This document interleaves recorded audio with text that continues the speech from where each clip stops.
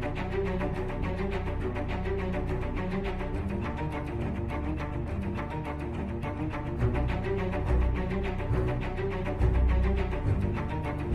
know, I mean, you've been already following what has been going on. Even before, I was already being implicated with by playing basketball. Do you remember that? I was just playing basketball with a person called Tata Negro. And Tata Negro was about to reveal, just like Jaguar. But what happened to both of them? They're all dead. Now, I do not have to add more because there were uniformed men that has been also uprooted and even assigned to Timbuktu. And how could I be a protector when the past years that I have been the mayor, 2 of my regional directors were removed. 4 of my chief of police were removed. So, how can I be protecting, if ever there is such a word as protector, when I do not have much control on the police? So, that leave further discussion. How will you clear your name, Mayor? How will I clear my name, my heart, and my mind? Of course, it's very clear. Precisely directing to the church. Because if they want to see me, or I want to see them, there are things that I would like to ask. Because if you're a protector, who am I protecting? Sir, do you feel this is political motivation, especially that? You know, it's been already too much of being persecuted politically. So I cannot anymore discount that this is again part of my buhing kalbaryo. Mayor, mo ba ka mabalak ka sa imong seguridad kung dili nga gitag ka as protector? You know, I can go out without any security. I can drive alone. I just need your prayer. Why will I have to be watching? That only will bring that I am afraid. Second, why will I be into protecting? That will only bring people to be suspecting that indeed I may have some worries. I don't have any qualms. The vice mayor, the mayor at acting knows me too well. I've been 24 years in public service. Never my cup of tea is promoting drugs.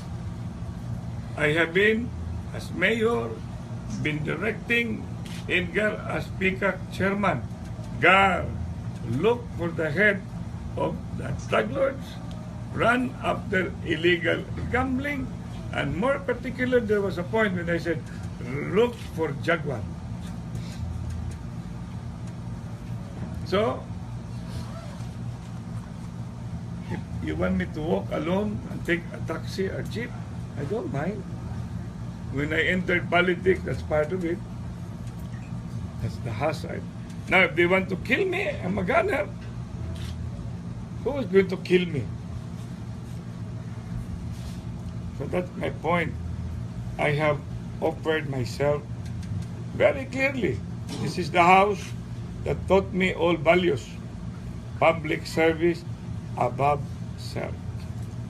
That's why your coverage now will cover all my members used to be with the Philippine Councilors League all over the country. My members, the vice mayors all over the country, and my colleagues in the Mayor's League.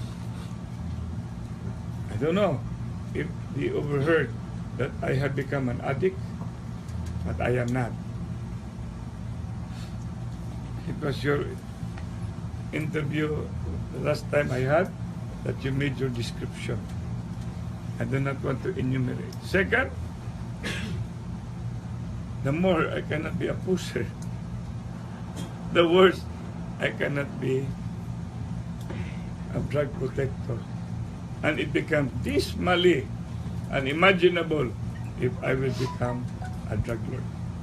And I want to serve to the best of my ability, so help me God. With the 10 Commandments, Salus Populi is Suprema Lex.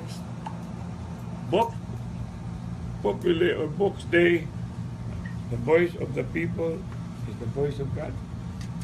And the golden rule, do not do unto others which do not want others to do unto you. Anything more? Mayor, sibaw kayo ang sa nakalabay mga adlaw sir ba nga ang pangalan ni Mayor Smenia mo naa sa lista. In fact si Mayor Smenia niangkot siya nga base naa siya sa lista gito. Kaya karon pagawas ang imo mga noy Nindot sa siya nga input, John, kay mismo gali sa resulta sa eleksyon, mura man ang akong boto na padung niya, ang iyang boto na padung nako, ang kang Edgar siguradong iya yun na. Mapita na ako election protest because that election protest will unravel, uncover the shenanigans that has been committed during that time. Because all indications, we all ought, especially mga konsyel taugta. So, nindot na imong gisulti. Basig na pareha. I wish it's not switching. Mayor, how do you differentiate the situation this time that the President named you as compared to the time when it was only Mayor Tomas Osmeña who accused you of being a drug protector? At first, it was localized. Now it is nationalized. Then third, it became internationalized. So the coverage is so wide. But I'm now being heard, and this is very good. This is going to be a medium that will guide all, that will bring you some lessons. And I wish how I'm handling this will also provide you some guidance. Because if I'm going to ask you the same question, naghanda ba kayo mo? Lailayan niya yung tubag. You just imagine I was born with my parents, nurtured and watched over, grew up with values, clearly with direction, then decided to be where I am, following the footsteps not of an addict, but of a statesman, Don Vicente Rama. And eventually, I ended up a lawyer with a desire to be an officer in the administration of justice. Then came offering myself in 1992 as what? A public servant. And public service above self. That has been our dictum as president of the Philippine Councilors League. And then expanded as president of the Vice Pius League. And then some of you, many of you, voted for me with Edgar in 2013. Now elected twice as mayor and won. But you know what I said? I have a protest. And I ended up being a drug protector. That's why I thank my parents. I thank my brothers. I thank my mayor and the rest who believe in me, including George Chang, who's with me as my informal chief of staff. So, my dear friends, with Joy and the rest and all of us, you can just imagine, put yourself here. What will you be feeling? Your Mayor Estrada and other mayors have surrendered na kang Presidente Duterte mo kita diri sa atong balik. When you talk about surrender, you have committed. But if you're being invited and you get yourself to be there to talk with him, why will there be surrender?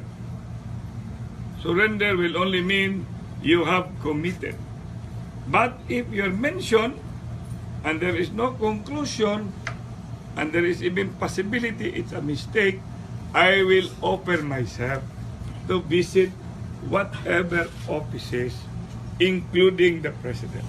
I am always at his beck and call. Do you have any plan, Mayor, when? After this, I'll go to seaside. Then I'm asking my staff, my son, and even the vice mayor, if it takes me to see whoever I'm going to see. I do not have a helicopter because I am not a drug dealer. I do not have a jet plane. So I will just have to buy a ticket in an ordinary accommodation. I just want to know where. I do not know really actually now because I was following